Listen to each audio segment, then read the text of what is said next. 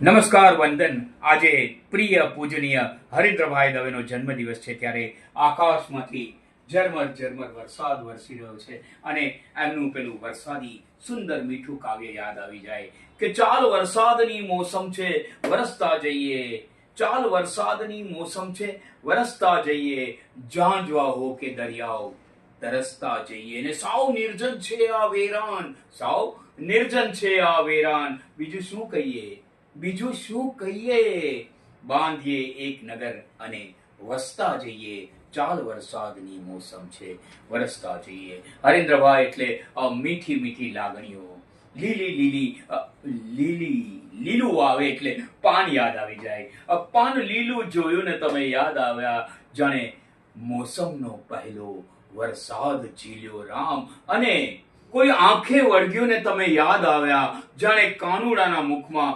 બ્રહ્માંડ દીઠું રામ. પાન લીલું જોયું ને તમે યાદ આવ્યા, કાનુડો પ્રિય ભગવાન. અને એટલે જ હરીન્દ્રભાઈની આ મીઠી લાગણીઓ કે કાનુડાને બાંધ્યો છે હીરના દોરે, બાળુડાને બાંધ્યો છે હીરના દોરે, અરે માથેથી મોરપીંછ હેઠે સર્યું ને સરી હાથમાંથી મોગરાની માળા, આંખેથી કાજળ બે ગાલે જઈ બેઠું ને કાનકુંવર શું ઓછા હતા કાળા.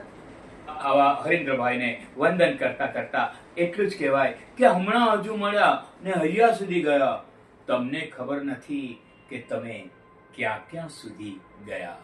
હરીન્દ્રભાઈ એટલે હરિને યાદ કરતા એમ પણ લખે કે હરિ અક્ષર હળવા ફૂલ અમે સૌ ભારી, ત્રાજોડે બેસીને સૌને તોલે છે અવતારી. યોગીજી મહારાજ પ્રત્યેનો એમનો પ્રેમ કે હમણાં એ હેતનો અવાજ સાંભળીશ ને હમણાં એ હોઠ બે મલકશે ને હમણાં લંબાવી હાથ આશીષ દેશે. અને પરમ પૂજ્ય પ્રમુખ સ્વામી મહારાજ વિશે લખેલી એમની આ પંક્તિઓ કે તારી ઉતરેલી પાગ મને આપ મારા સ્વામી, મને ભગવા તે રંગતણા ઓરતા, મારા મૃગજળના ભાગ્યથી છોડાવો મારા સ્વામી, મને ભગવા તે રંગતણા ઓરતા.